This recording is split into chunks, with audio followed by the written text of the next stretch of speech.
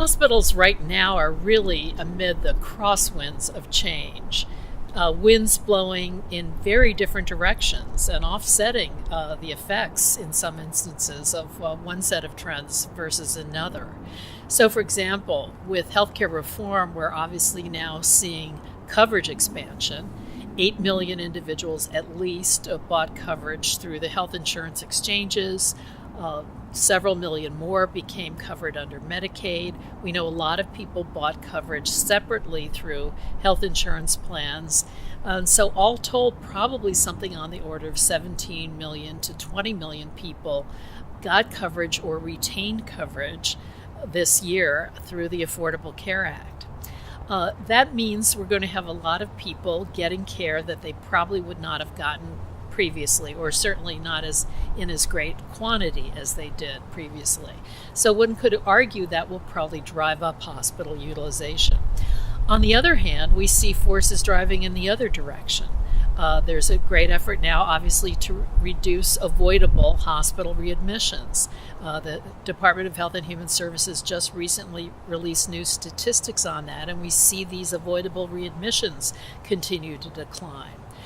We have cost pressures that are driving care out of hospitals. And over time, we'll probably see the government and other payers lower payment to hospitals for certain services that are provided in hospitals now, for example, outpatient services that can also be provided through physicians' offices. At the moment, because of facility fees and other things, hospitals can charge more, but it's not at all clear that kind of difference in payment is going to continue. So we're going to see pressure on care delivered in hospitals from the payment side.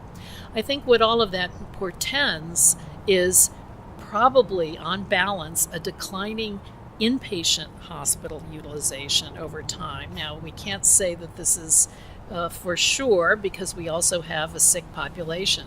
But we know that the people who will stay in hospitals are likely to be the sickest of individuals, and a lot of other care that can be distributed away from the hospital back into the community will do that. A final trend I think that we're going to see is increased technology driving care out of facilities altogether, including hospitals. More and more we see the ability of remote monitoring technology, telemedicine and telehealth, other technology-based sets of interventions that enable care to be delivered remotely in many instances. That also is going to have an effect of pushing care out of hospitals. So I think on balance, as I say, we'll see trends moving in both directions, care into hospitals, care out of hospitals, but on balance, the preponderance will be moving as much care as possible out of hospitals, leaving what's left in hospitals the sickest patients who need the most intense care.